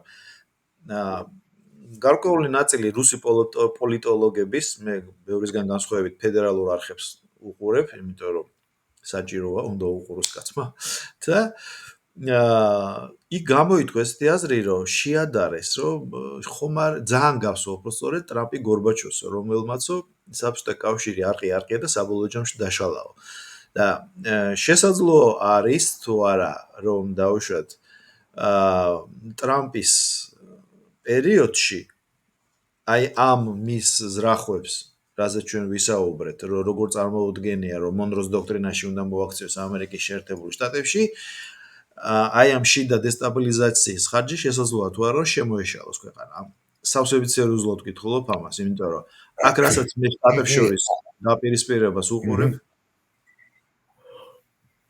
ძალიან კარგი შეკითხვა და თავარი რისკი ეს რისკია სწორედ. ახლა რას თქვენ ბრძანეთ? თავარი რისკი, ვაი, კრიზისი მოგეხსენებათ მედიცინაშიც იგივეა. ან გადარჩები, ან მოხდები. აი, ან მოხდება ეს ტრანსფორმირება, ან არ მოხდება არ მოხდება, მაშინ შეერთებული შტატები დაიშლება, უყურთ არა ისე როგორც დაიშალა საბჭოთა კავშირი. ბევრად უფრო კივნეული იქნება. კი, რა თქმა უნდა. და მე დიდი იმედი მაქვს, რომ ეს არ მოხდება, იმიტომ რომ ეს იქნება ძალიან დიდი პრობლემა მთელი მსოფლიოსთვის. აქედან გამომდინარე, მე მინდა ეგეთი ანალოგია, რამდენ კი რაღაცნაირად შეიძლება შევადაროთ პერესტროიკას, შეიძლება შევადაროთ, უბრალოდ ეს არის ამერიკული პერესტროიკა, არა რუსული პერესტროიკა. აი ეს არის განსხვავება. რუსული, როდესაც ესე იგი გარკვეული აზრით შეიძლება ვთქვათ, რომ რა განსხვავება რუსეთსა და ამერიკას შორის მთავარი მომენტი რაც არის. რუსეთი არის ავტოკრატია, ეს არის სამაძირჟავი. ივან გროზნიდან მოყოლებული დღემდე არის სამაძირჟავი, პერესტროიკები არის სმუტა, არეულობა და აუცილებლად მოდის მერე სამაძირჟეზე. ამ წითელი, ყვითელი, თეთრი, მწვანე დაწყება, ეს იგი ჯერ არის პირველი სმუტა ივან გროზნის მერე, მისი სიკვდილის მერე, ბორის გოდუნის სიკვდილის მერე ეს პოლონური кейსი, მოდიან რომანოვების ამას წელს, კიდევ ერთი სმუტა, ოქტომბრის რევოლუცია, მოდის სტალინი, სამაძირჟეცი, კიდევ სმუტა, მოდის პუტინი, სამაძირჟეცი. ესე იგი, ეს 4 რუსეთი განსხვავდება ერთი მეორისაგან, მაგრამ მატრიცულად ერთია, ეს სამაძირჟავი. ამერიკა განსხვავებით რუსეთისაგან, თუ რუსეთი ბიზანტიურ მოდელს ეფუძნება, ამერიკა არის წმინდა რომაული მოდელი, მათ აირჩიეს ეს და რომის ბედისწერაც ეს არის, რომ თუ არ მოვიდა იმპერატორი, ვერ მოხდება ტრანსფორმირება. არ იქნება იმპერატორი, არ იქნება მშვიდობა. და როგორც ეს ტრამპი ამას ხდება გვირგვინით, იმიტომ კი, ხდება და მოევლინება საზოგადოებას. შედევენსი ძალიან კარგად ხდება ამას, ამიტომ ხშირად ლაპარაკობენ Holy Roman Empire. ანუ რომის საღვთო იმპერია, ეს არის საშუალო საუკუნეების იმპერია. ეს რა არის რომის იმპერიის დანგრევა, მე კლასიკურ რომს გულისხმობ, 410 წელი ეს ალარიხი და შემდეგ უკვე იქაც იყო მოდერნიზაციის და როდესაც ბარბაროსები, კერძოდ გოთები თეოდორიხი შეეცადა მოდერნიზებას და გარკვეული წარმატებული მოდელი იყო იუსტინიანე პირველს, ახლა აბსოლუტურად ერესს ვამბობ ესეთი ქრისტიანული პოლიტოლოგიის პოზიციიდან, მაგრამ რომ ბევრს სხვადასხვა მიაჩნია და თეოდორიხის აი ეს წყობა, რომ ნუ ახლა ძალიან შორს წაგვიყვას, მოკლედ რას მინდა დაუბრუნდე, ამერიკა არის განსხვავებული, ნუ ახლა ის რა არის შავი, თეთრი, წითელი სიკეთე ბოროტება, მოდი ახლა ამას თავი დავანებოთ რა, მაგრამ ამერიკული სისტემა ეფუძნება ისე ამ რომაულ სისტემას, რომელიც ასევე იყო ჩეკ-ენ ბალანს, ხო? მაგისტრატები, სენატი, კონსულები, ხო? როდესაც მოხდა დიდი სამოქალაქო ომი იულიუს კეისრის მკვლელობის პერიოდში და სხვადასხვა ამით საშინლად გავს რომს. იქაც უფრო იულია მოკლა კონსულის ან ტრიბუნის ვინემ მისი დაჭერა. იქაც ეგეთი სისტემა იყო, ძალიან ისეთი სისტემა იყო და როდესაც აი დაიწყო ეს დიდი სამოქალაქო ომი და როდესაც საბოლოო ჯამში, ნუ რამდენი ხანი გაგრძელდა, ხო? მოვიდა აუგუსტუსი. რაღაცა მომიჯი ის მიხვდა, რომ კი, მას მიეჭდა, რომ ეს არის რესპუბლიკა. რესპუბლიკა ეს არ არის დემოკრატია. ბერძნული დემოკრატია და რესპუბლიკა ეს განსხვავდება ერთი მეორისაგან, რომაული სისტემა არის ბევრად უფრო რთული და ბევრად უფრო მრავალფუნქციური, ვინმე ბერძნული დემოკრატია. ნუ ბერძნულმა დემოკრატიამ მოგეხსენებათ დიდხანს ვერ გაძლო და სხვა შორის არანაირი ესეთი პიეტეტური დამოკიდებული არც არისტოტელეს არც პლატონს არ მოწონდა დემოკრატია და დემოკრატიამ მოკლა სწორედ სოკრატე 30 ტირანის დროს სოკრატე გადარჩა, მაგრამ დემოკრატიამ ის მოკლა. მაგრამ მაგასაც თავი დავანებოთ, ეს იგი მობილურ რას ვამბობ. რუსული სისტემა თუ ეს არის ტიპური ავტოკრატია, ბიზანტიური გვიან ბიზანტიელები თავისას ბიზანტიელებს არ ეძახდნენ, რომაელებს ეძახდნენ. მათ არ იცოდნენ არ არის ეგეთი ტერმინი ბიზანტია. ეს იყო რომის იმპერიის აღმოსავლეთი ნაწილი, რომელიც გადარჩა დასავლეთის ნაწილისაგან და 1453 წლამდე მოაღწია, სანამ მეჰმედ მეორე და თურქები დაიპყრობდნენ. სანამ არ შემოესიმნენ, ხო? სანამ არ ხო, თავის რომაელები და ჩვენ ვეძახდით ხრომნი, ძველი ქართული ტერმინი არის. ან ჩვენს რომაელებს ვეძახდით რა. ხო, რა თქმა უნდა, სხვა ტერმინი არ იყო. ანუ ისინი რომაელები არიან, ეს მერე მოხდა უკვე მე-17-19 საუკუნეში, რომ აი ჩვენ რომი ეს არის და ეს არის ბიზანტია ჩამორჩენილი დასავლური ასე ვთქვათ ლიბერალური აზრიდან პოზიციიდან გამომდინარე. ესე იგი, რის თქმა მინდა, ამერიკული სისტემა ეს არის განსხვავებით რუსული ავტოკრატიისაგან, ეს არის რესპუბლიკა. მოდი ასე ვიტყოდი, შიგნით არის რესპუბლიკა, გარეთ არის იმპერია. გარეთ მსოფლიოსთვის ის არის იმპერია და შიგნით არის რესპუბლიკა. რომელიც აქამდე იყო მოწყობილი აი ამ საკმაოდ აი მრავალფეროვანი რთული და check and balance, ანუ რა თუ რომში ეს იყო მაგისტრატები, კონსული, სენატი უკაცრავად. ამერიკაში ეს რა არის? რთულად ორგანიზებული სისტემა, პრეზიდენტი, კონგრესი, სენატი, უზენაესი სასამართლო, რომელიც ამას არის კონსტიტუციური სასამართლო. ერთდროულად. გასაგები. და სანამ ეს მუშაობდა, სანამ სასამართლო იყო დამოუკიდებელი და პოლიტიკისაგან თავისუფალი. ანუ როცა ის არ იყო პოლიტიკური იარაღი. მანამდე სისტემა როგორც კი ის იქცა პოლიტიკური იარაღად და ეს მოხდა 2020 წლის 6 იანვრის შემდეგ, აი სწორედ მოიყა საბოლოოდ ეს სისტემა. ნუ პირველი სხვა შორის უნდა ვთქვა, რომ ტრამპმა დაიწყო სისტემის მორღვევა, როდესაც არ აღიარა არჩევნების შედეგები. აქამდე იყო ორჯერ საშინელი ორი кейსი, პირველი როდესაც კენედიმ წაართვა არჩევნები ნიქსონს და ნიქსონმა მაშინ თქვა, რომ მე ვაღიარებ, იმიტომ რომ არ მინდა სისტემა დავაყენო საფრთხის წინაშე, მაგრამ სამართლიანობა არ უღიარებია, უბრალოდ სისტემას გაუსხილდა. მან აღიარა, მაგრამ ხო, კი ბატონო, მეორეჯერ ალ გორის შემთხვევაში მოხდა იგივე кейსი. მაგრამ მესამე შემთხვევა საიდანაც დაიწყო, ანუ გარკვეული აზრით ტრამპმა გახსნა პანდორას ყუთი. ესე იგი, როდესაც არ აღიარა, ამის მერე ხდება 6 იანვრის кейსი, რომელიც არ ვიცით რა იყო, როგორ იყო, მაგრამ ვიცით ერთიდანვე, რომ ამის შემდეგ დაიწყო, მოხდა კიდევ ერთი პრეცედენტი. ანუ ორივე მხარემ, მოდი ესე ვთქვათ, ორივე მხარემ მიიღო მონაწილეობა სისტემის ჩამოშლაში. პირველად მოხდა, რომ პრეზიდენტი სასამართლო გამოიყენეს პრეზიდენტის წინააღმდეგ. და ცნეს დამნაშავედ ერთ-ერთი кейსით.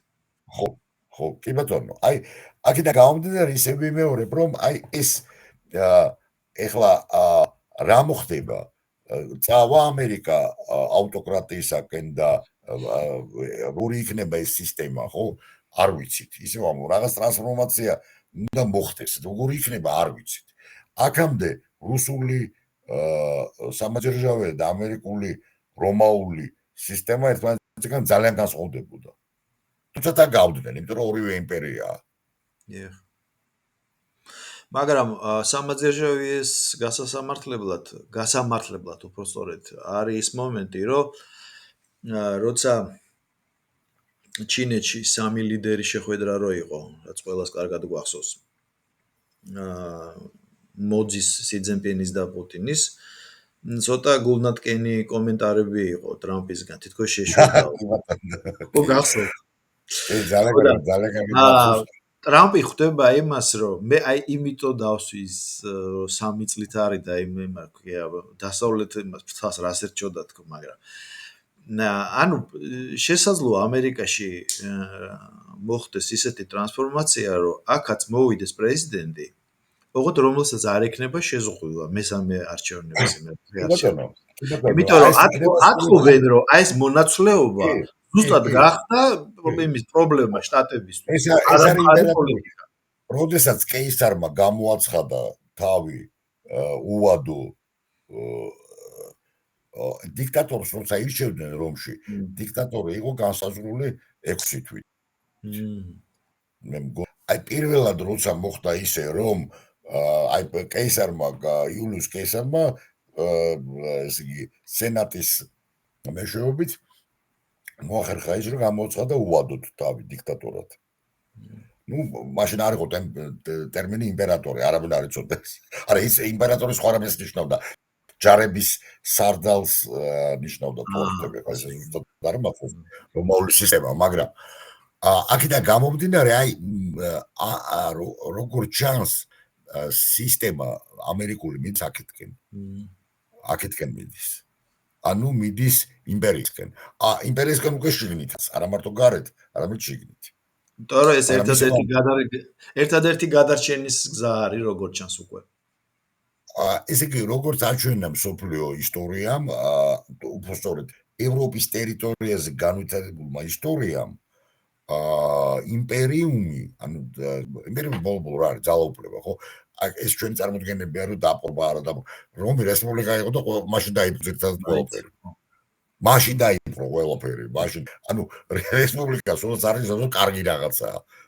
მტაცებელია, გინდა რესპუბლიკა იყოს, გინდა იმპერია იყოს.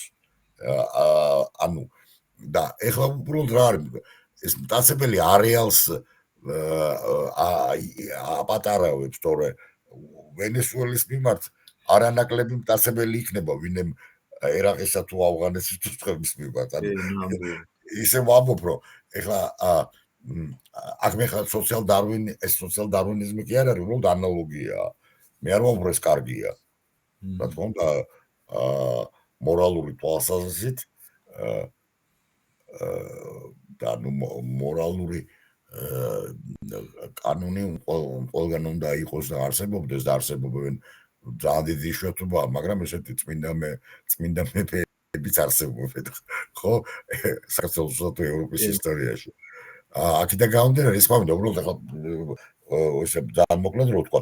აი როცა ვამბობთ, რომ ხდება სისტემის გადაწყობა, ერთ-ერთი რაც შეიძლება ჩვენ წარმოვიდგინოთ არის აი ეს სწორედ და ისე ვიმეორებ, სწორედ აჩვევენ ამას მოსახლეობას, აი ეს მეფე, ჩვენ არ გვინდა მეფეები, მეფე, ჯედივეს ხან ამბობს Holy Roman Empire და ასე შემდეგ. ხო, აი როგორ ხო, თავი საკითხი ახლა არის, არ ვიცი ახლა რამდენად მოვასწრებ ჩვენ ამას. შეიძლება მოვასწრებთ, ვეთ ეგასტნეცია დირექტორ ეს იმდენად მნიშვნელოვანი თემაა, რომ იქნებ შემდეგი საუბრისთვის. არა, თემები ბევრია, უბრალოდ ლეგიტიმაციის. იმიტომ რომ სისტემა მუშაობს მაშინ, როცა არის ლეგიტიმაცია. არა მარტო არის ლეგალურობა, არის ლეგიტიმურობა, როგორც მე-20 საუკუნეებრივი მოაზროვნე ისტორიკოსი, ესა იურისტი და ფილოსოფოსი კარლ შმიდტი ამბობდა, არის რაღაცა კანონიერი, მაგრამ არის ის რაც კანონზე უფრო მნიშვნელოვანია, ლეგიტიმურობა. აი ლეგიტიმაცია როცა იკარგება, მაშინ ხდება სწორედ სისტემის ჩამოსვლა. საბჭოთა კავშირი დაანგრია არა იმდენად ეკონომიკამ, რამდენადაც ლეგიტიმურობის კარგვა. აი დღეს სისტემა მაინც არსებობს ამერიკაში. აი როგორი იქნება ახალი სისტემა და მისი აი რამდენად შეძლებს ახალი სისტემა რომ იყოს ლეგიტიმური, ხო? აი ძალიან რთული საკითხია, იმიტომ რომ თუ ყველაფერი მიდის იქითკენ რომ ის პრინციპი ბრუნდება, თავი თემა რა არის, რომ აქამდე იყო ლეგიტიმური იმდენად რამდენადაც ეკლესია განაპირობებდა მის ლეგიტიმურობას. დიახ. არჩევნები მოვიგონეთ იმიტომ რომ ხალხი არის ლეგიტიმურობის წყარო და არა ღმერთი და ეკლესია. აი როცა ეს სისტემა მოიშლება და ისე მომენტ დღეს რა არის, რომ ხალხმა დაკარგა დემოკრატიის და ლიბერალიზმის რწმენა. ხო? ეს არის მთავარი პრობლემა. არა მარტო როცა ვამბობ deep state და ასე შემდეგ, ხო, ეს რას ნიშნავს? წინათ ეს იქნებოდა კონსპირაცია თეორია და მარგინალიზებული. დღეს ყველა უკვე ამ კონსპიროლოგიის ენაზე ალაპარაკდა ყველა. დაწყებული ტრამპით, დამთავრებული ჟურნალისტიკით. ესე იგი, ლიბერალებს მიაჩნიათ, რომ ჩვენ ვართ კონსპიროლოგები, მაგრამ ლიბერალები სხვა კონსპიროლოგები არიან, როცა ბიძინა ივანიშვილზე ლაპარაკობენ როგორც deep state-ზე. ხო? ჩვენთვის deep state არის. ანუ, როგორც ჩემმა ერთმა არჩეულებრივმა ახლობელმა თქვა, deep state საქართველოსში ეს არის 4 რამის ერთიანობაო. ეს არის ქართული მართლმადიდებლია, თბილისელი გამოსული ადამიანები, კონსერვატული ინტელიგენცია და რეგიონებში არსებული ესეთი კონსერვატიული პატრიარქალური ადამიანები. ამ ბიძინა ივანიშვილი და ქართული ოცნება ამ ქართული deep state-ის შეკვეთას ასრულებსო. და იქნება საკრალური, იქნება მსხვერპლი ის, ვისაც ეს deep state-ი დანიშნა მსხვერპლად და არა მზია ამაღლობელი და რატი ჭიჭი რა უკაცრავდი ანდრო ჭიჭინაძე ხო და აქედან გამომდინარე ამიტომ 9 აპრილის გმირები არიან საკრალური გმირები ესენი არა ზაზა ჩვენი საუბარი მსურს რომ ნიუ-იორკი დავასრულო იმიტომ რომ აქ 4 ნოემბერს დიდი ამბავი მოხდება და თქვენი აზრი მაინტერესებს მაგრამ სანამ ნიუ-იორკზე გადავალ ლეგიტიმაცია ახსენეთ და თქვენ კარგად იცით რომ ამერიკაში არსებობს პრეცედენტური სამართალი და 23 წელს ებოტმა ტეხასის გუბერნატორმა პირველად დაარღვია უზენაეს სასამართლოს გადაწყვეტილება და მან თავის შტატში არ შეუშვა ფედერალური სპეცსამსახურები ესე ვქია საზღვრის საქმის ჩასარევად და შენ ყველამ ვიცით რომ ამერიკაში ზუსტად უზენაესი სასამართლო იყო ის ინსტიტუტი რომლის გადაწყვეტილებასაც ემორჩილებოდნენ პრეზიდენტები და ნუ სხვა დანარჩენ მოქალაქეზე ხო საერთოდ საუბარი არ იყო და ой საოცრება 23 წელში ტეხასის გუბერნატორმა ეს ნაბიჯი გადადგა და მე ამას მოყვა ის რომ გადაათამაშეს ამორჩეველთან ეხლა სიღრმეში არ შევალ ძალიან ესეთი უცნაური საარჩევნო სისტემა ამერიკაში თქვენ კი იცით მაგრამ მაყურებლები რო არ გადავღალოთ ანუ ამორჩეველთა კოლეგიაც კი ისე გადაათამაშეს სამხრეთ შტატში ფლორიდაში რომ რესპუბლიკელთა კვოტა გაიზარდა ანუ ეს მეორე პრეცედენტები როგორც ჩანს ბევრი იყო მე გამომა ყველაზე ეს ხმაურიანი და მესამე ზუსტად იგივე გაემეორა გევინ ნიუსენმა კალიფორნიაში და საბოლოო ჯამში იქითკენ მიდის საქმე რომ ლეგიტიმაციის გამსაზღვრელი ვინ იქნება ან საერთოდ ლეგიტიმაცია რა იქნება აი რომ მოინდომოს ერთჩვენიერ დღეს და ჯარები შეიყვანოს ყველგან სადაც თulis რომ იქ კანონი ირღვევა ხებით აი რა საშიშროებრივი სიტუაცია ქვეყანა ეს არის სწორედ რასაც ვამბობ როდესაც ესე იგი ორეთ როდესაც ძალას ვიყენებ ეს სახელმწიფო მაქსველის ცნობილი ფრაზაა რომ სახელმწიფოს აქვს ლეგიტიმური უფლება ძალადობაზე არავის სხვას ყოველ სახელმწიფოს მაგრამ აი თავი პრობლემას ეს არის რომ არის თუ არა ძალა ლეგიტიმური სამოქალაქო ომი დგება სწორედ მაშინ როდესაც იკარგება ლეგიტიმაცია და ვინ ვის როგორც მურმან ლებანიძის ცნობილი ლექსია პასუხად ვინ ვის ატყვია როგორც მოხდა 70-იან წლებში, ხო, ვინ ვის? ანუ თუ ესეთი რამე მოხდა, მაშინ ეს არის სამოქალაქო ომი. თუ ამას მოყვება დაპირის, ხო, გესმით? მაგრამ თუ გამოიყენებს პრეზიდენტი ამ ძალას და ამას არ შეხვდება წინააღმდეგობა, მაშინ ხდება სწორედ ეს სისტემური ტრანსფორმაცია, რასაც უნდა მოყვეს ახალი ტიპის ლეგიტიმაცია. არა ის რაც იყო check and balance სისტემში, არამედ ის ახალი ლეგიტიმაცია. აი რა არის ეს ახალი? ეს არის ის არა, ეს არის თავი შეკითხვა. ისმით? აი ეს არის ჩვენ აი ყველგან ევროპაშიც აი ეს რო დაიშნა, აი საბჭოთა სისტემა, ხო? არჩევნები ჩაგეტარებინა 27 წელს სტალინი გაიმარჯვებდა, ხო? ანუ ლეგიტიმური იყო. ეხლა ცუდია, კარგია, ყველამ ვიცით, რომ 51 წელზე არ ვლაპარაკობ და სტალინგრადის შემდეგ უკვე ბაზარი აღარ არის. 53 წელს ჩაგვეტარები და არჩევნები ევროპაშიც სტალის მისცემდა ყველა ხმას, ხო? მომენტია რა ხდება 56 წლის შემდეგ, უყურეთ. ეს უკვე აქედან გამომდინარე არის ისტორიული მოვლენები საბოლოო ანგარიშით წყვეტენ ვინ არის ლეგიტიმური და ვინ არა. ხო?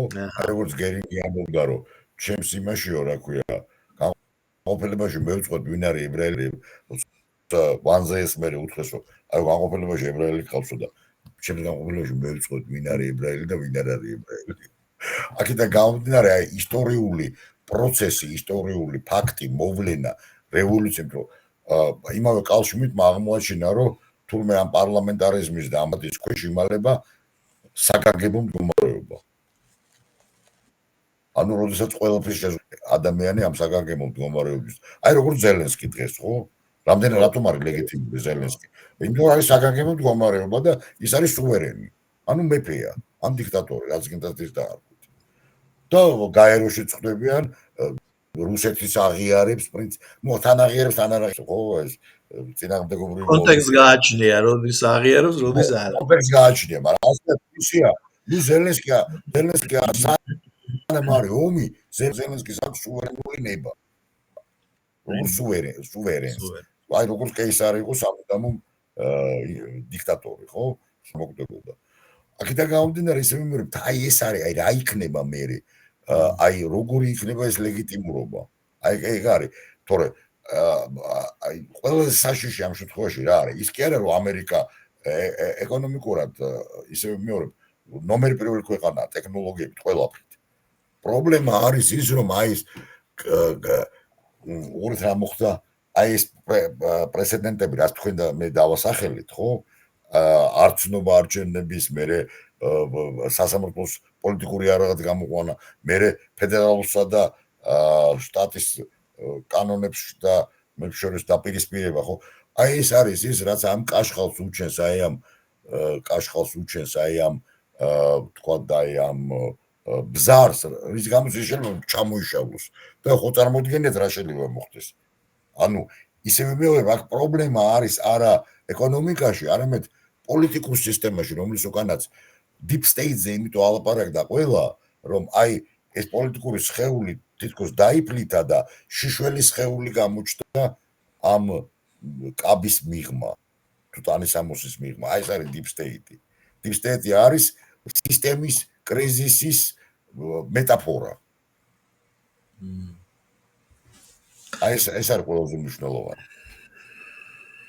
ზაზა და დღევანდელი საურის ბოლოს დესერტად მოვიტოვე ნიუ-იორკი და საქართველო და რატო რა კონტექსტში ესე იგი 4-ში ახლა აქ ჩვენ ველოდები დიდ ცვლილებს უგანდელი პალესტინელი მოგვევლინება ნიუ-იორკის მერად და გამომდინარე იქიდან რომ მე რაც ვთქვი აი BLM-ის მიტინგებზე რაც ვნახე ჩემი თვალით ზუსტად ამ პატივცემულ ბატონს ხმას აძლევს ამერიკის შეერთებული შტატების ყველაზე ესეთი საეტიკეტო ქალაქის მოსახლეობის უმრავლესობა რაშიც მხოლოდ ემიგრანტები და ესე ვთქვათ ამერიკაში გაღარიტმება, მაგრამ უმცირესობები აღარ აძლევენ.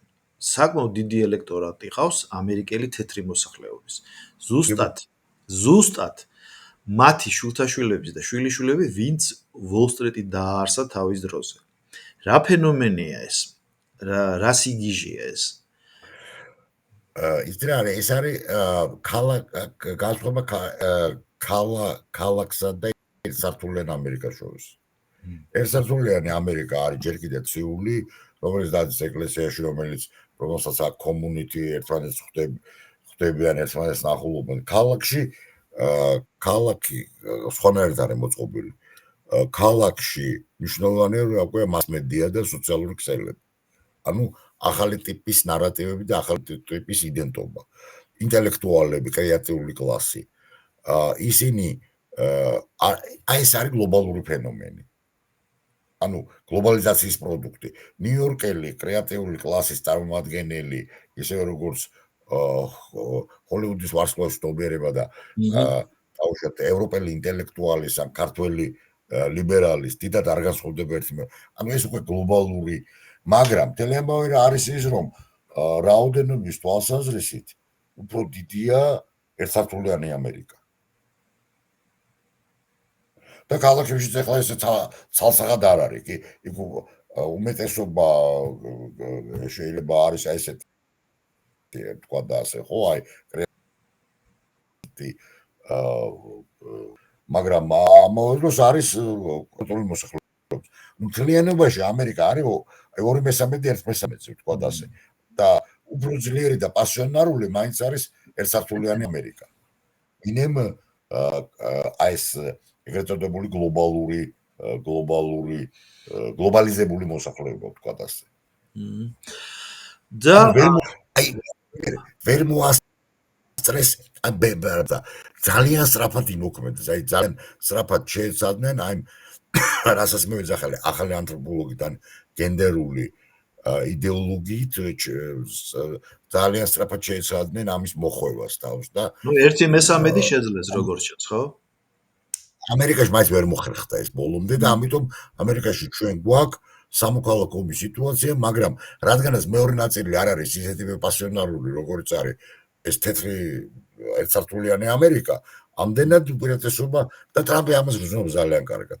აი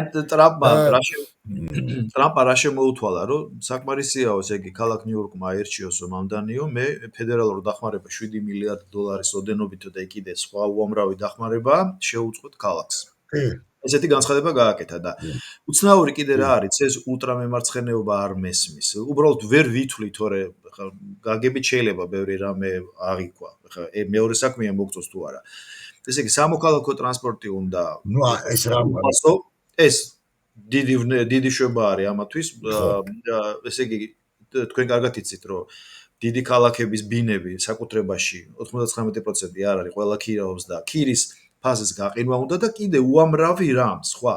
მაგრამ ეს თუ არ იქნა დოტაცია ფედერალური ბიუჯეტიდან, ეს უბრალოდ წარმოუდგენელია.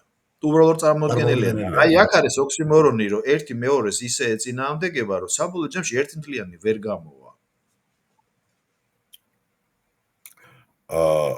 რამ გამოწვეს აქ არის ძალიან ბევრი ფაქტორია ესეთი მნიშვნელოვანი, რამ გამოიწვია ეს ეგრეთ წოდებული BLM ანუ ახალი მე არ ვეძახი ამას ამ იდეოლოგიის და კარგი იქნება თუ სხვა საუბარს ძალიან მინდა ხო რა გავშალოთ შემდეგისთვის ყველაზე შემდეგისთვის გადავიდოთ, იმიტომ თავარი მომენტი არის ღირებულებები და რელიგიური ფაქტორი. და ამერიკაში გადასარევად ჩანს, რომ ძალიან რელიგიური ქვეყანაა და კიდევ უფრო უკეთესად ჩანს ვინმე საქართველოში, იმიტომ რომ მე საერთოდ მგონია, რომ საქართველო უფრო პატრიარქალური ქვეყანაა კარგი გაგებით, ვინმე რელიგიური. ანუ ჩვენ უფრო ეს ბუნებრივი კონსერვატორები ვართ. და ამერიკაში აი რელიგია როგორც კომუნიტი რელიგიური რატომ ნუ ახალი საზოგადოებაა ბოლო აქედან გამომდინარე კარგად ჩანს რას ნიშნავს რელიგია და პასიონარობა რელიგიური ეს ძალიან მნიშვნელოვანი მომენტია და მე მგონი აი მიზეზი სწორედ აქ უნდა ვეძებოთ განსხვავების გაიმარჯვა ერთსართულიანი ამერიკა არის პასიონარული რელიგიური და კრეატიული კლასი და ეს გლობალიზებული არის გაკეთებული უფრო დეპრესიული, არაპასიონარული და მას იმდენად პასიონარობა არ მართავს, რამდენადაც ეს ვთქვათ, აი როგორც ჩვენი ჯენზის შემთხვევაში USAID და სოროსი გადაკეთა USAID და სოროს და პრაქტიკულად მე მგონია რომ რა თქმა უნდა ახლა ტრამპი კი არის ამას გამომდის, მაგრამ ვენსი და ასე შემდეგ ანუ დინასტიას ტოვებს როგორც ჩანს, ისეთი პერიოდი ჩანს რა. ბატონო დინასტიას აი მე ახლა არის ხო ნუ ესე იგი ლოგიკა ეს არის და ზაზა ეგრეთ წოდებულ deep state-ში რაღაცნაირი როგორ ჩანს და იმანაც დაინახა ბედისწერის საიტმიდისას ვთქვათ საიტმიდის გზა ტაძრისკენ ხო და მე უბრალოდ ჩემთვის საშუალო შეწონილი ქართველისთვის რომელიც 58 წლის არის და რომელმაც დიდი ცხოვრება განვლო საქართველოში ზოგადად თბილისში ჩემი ქალაქია ჩემი ვაკე და ასე შემდეგ ჩემთვის წარმოუდგენელიც რა არის რომ აი კრაისლერის ბილდინგი ვინც ააშენა ვისაც ემფაიერი ეკუთვნოდა და რაღაცა ზუსტად მათი შთამომავლები რო აძლევენ ვენ ხმას ხო აი სისულელეს და იმ utopia-ს აი ძალიან ხო მაგრამ ეს როგორ ეს გლობალური თემაა ალბათ ხო აი ისე მეუბნები ჩვენი შემდეგი საუბრის თემა სწორედ აი ლიბერალური utopia-ის გენეზისი და მისი მომავალი აი ძალიან კარგი და დიდი მადლობელი ვიქნები და ბოლოს როგორ შეიძლება მე ტრადიცია მაქვს ესეთი რომ ნებისმიერ ჩემს სტუმართან ბოლოს ვასრულებ საქართველოს ამბებით და მოკლედ ჩაიარა ამ არჩევნებმა იმედია რომ ის მოხერხილი ღობეები ალბათ დროზე აღდგება და დავდექით იმ რეალობასთან რომ უკვე ის შეცდომაში შეყვანილი ახალგაზრდები, რომლებსაც აკეტინებდნენ რუსთაველს და აკეტინებდნენ მერე ძირითადად ცენტრალურ მაგისტრალებს და ასე შემდეგ, აღმოჩნდა რომ არც ისე ბევრი ყოფილა. ხო? იმიტომ რომ როგორც კი დონაციები მოიხსნა, როგორც კი არხები გადაიკეტა დაფინანსების და დაფინანსებას მოყვება იდეოლოგია შემდეგ, აღმოჩნდა რომ ნუ აი ეს კრიტიკული მასა არც თუ ისე ბევრი ყოფილა. მე არ ვამბობ რომ ყველა მართველი გუნდის ესა მეხოთბია გამორიცხული ესეთი რამე მეც უამრავი შეკითხვა მაქვს მათთან, მაგრამ ის რაც სახელმწიფოებრივად საჭირო იყო ქვეყნისთვის, ის მე მგონი გადაიჭრა ამ ეტაპზე, ხო ზაზა? გეთახმებით, ნუ პრობლემა რა იყო, ისე ვიმეორებ, რომ არაპასიონარობა. აი 80-იან 90-იან წლებში სამოქალაქო ომი მოხდა, იმიტომ რომ ორივე მხარეს გააჩნდა, ორივე მხარეს ჰქონდა პასიონარული მომენტი. ერთი მათგანი მტერს უწოდებდა მეორეს და პირიქით და ერთმანეთს მოღალატებს და კრემლის აგენტებს წერდნენ, მაგრამ ორივეს უყვარდა საქართველო. ხა ის რომ გამსახურდიას არ უყვარდა საქართველო, მეორე მხარე და მე იმათაც უყვარდა, ამათაც უყვარდა და ნუ აქ არ არის არანაირი პასიონარობა. აი მე ესე ვიტყოდი, ჯენზის არ აქვს არანაირი პასიონარობა, მას აქვს გარკვეული რაღაც ესეთი სურვილები და დაფინანსება და სურვილები. ხო და ნუ როცა ადამიანისთვის ტრაგედია არის რომ ევროპაში ვერ წავა, ხო ნუ ეხლა რა უნდა ელოდე მისგან. ხო. ნუ სხვა შეწირვის მომენტია. ჩვენ ვიცით რაც გამოვიარეთ და 90-იან წლებს არ დავუშვებთ. აი ხა უკრაინას არ აქვს ჩვენ 10 წელი ომში ფაქტობრივად ომში ვიცხოვრეთ. 92 წლიდან 2002 წლამდე ვიცხოვრეთ ომში 10 წელი. შუქი არ იყო, წყალი იყო. ამას ის ჩვენ ბევრი მიშისტიც არ დაუშვებს. მიშას ხმას მისცემს, მაგრამ არ გამოვა. ამას არ გამოვა. კი. რიჩარდ მესამესავით, შენთვის ილოცებენ, მაგრამ ჩემთვის დაიხოცებიან, ოღონდ პირიქით. ზაზა, ძალიან დიდი მადლობა ამ საინტერესო ინტერვიუსთვის და ვიმედოვნებ, რომ კიდევ არაერთი საინტერესო ეთერი გვექნება, იმიტომ რომ კალეიდოსკოპური სიჩქარით იცვლება მსოფლიოში სიტუაცია და ნუ ქართველებს და მე პირადად და ქართველებს ვინც აქვს ცხოვრობთ, ვინცაც ზოგმა სამუდამოდ დაუკავშირა ამ ქვეყანას თავის ბედიღბალი უმეტესმა ნაწილად შემსავით ხოლო დროებით რიგი მიზეზების გამო ზოგი ადრე ჩამოვა, ზოგი გვიან, მაგრამ ამერიკის თემა იქნება სულ მუდამ და ძალიან კარგი რომ ჩვენ გვექნება საშუალება ამ თემებს დაუბრუნდეთ და გასახილველი მართლა ბევრი იქნება ალბათ რა. კიდევ ერთხელ დიდი მადლობა დროებით და წარმატებებს გისურვებთ. ასევე